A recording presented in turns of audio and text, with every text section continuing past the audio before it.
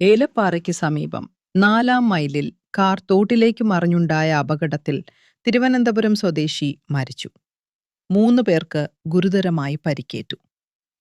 തിരുവനന്തപുരം സ്വദേശിയായ ജെറിനാണ് മരണപ്പെട്ടത്.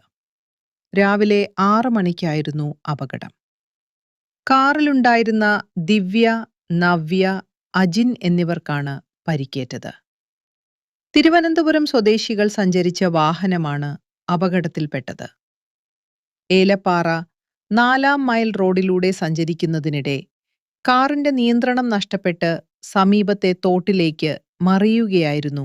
ശബ്ദം കേട്ടെത്തിയ പ്രദേശവാസികൾ ഉടൻ തന്നെ രക്ഷാപ്രവർത്തനം നടത്തിയത്.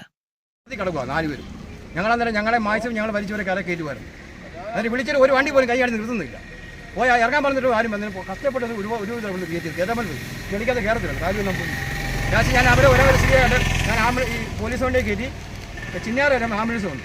അപ്പോൾ അവരെന്നെ ഇങ്ങനെ മുറുകെ പിടിക്കുക. എന്തോ അവർക്കും സുബോധം ഒന്നുമില്ല. സീരിയസ് അവർക്കും വെള്ളം കുടിച്ചു നല്ലപോലെ. അവർക്കൊരു 10-40 വയസ്സ് കാണുമായിരുന്നു. ആ മരിച്ചവരുടെ വൈഫായി. പിന്നെ വേറെ ഒരു 5 വയസ്സുള്ള കൊച്ചുണ്ട്. ആ കൊച്ചിനൊന്നും പറ്റിയിട്ടില്ല. വേറെ പുള്ളിക്കാത്തി ഉണ്ടായിരുന്നു.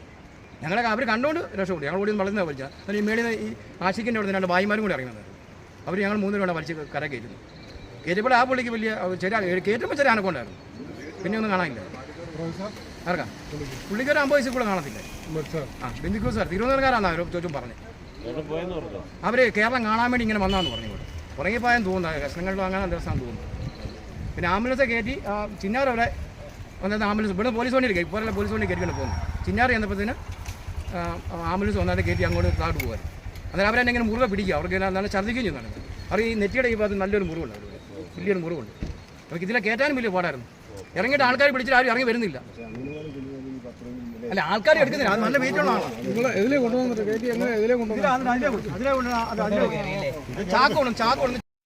പരിക്കേറ്റ എല്ലാവരെയും ആദ്യം പീരുമേട് താലൂക്ക് ആശുപത്രിയിലാണ് പ്രവേശിപ്പിച്ചത്.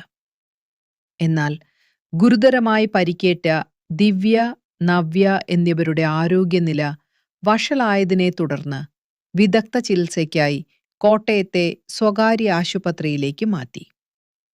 പരിക്കേറ്റ അജിൻ നിലവിൽ പീരുമേട് താലൂക്ക് ആശുപത്രിയിൽ ചികിത്സയിലാണ്. News bureau, Elappara.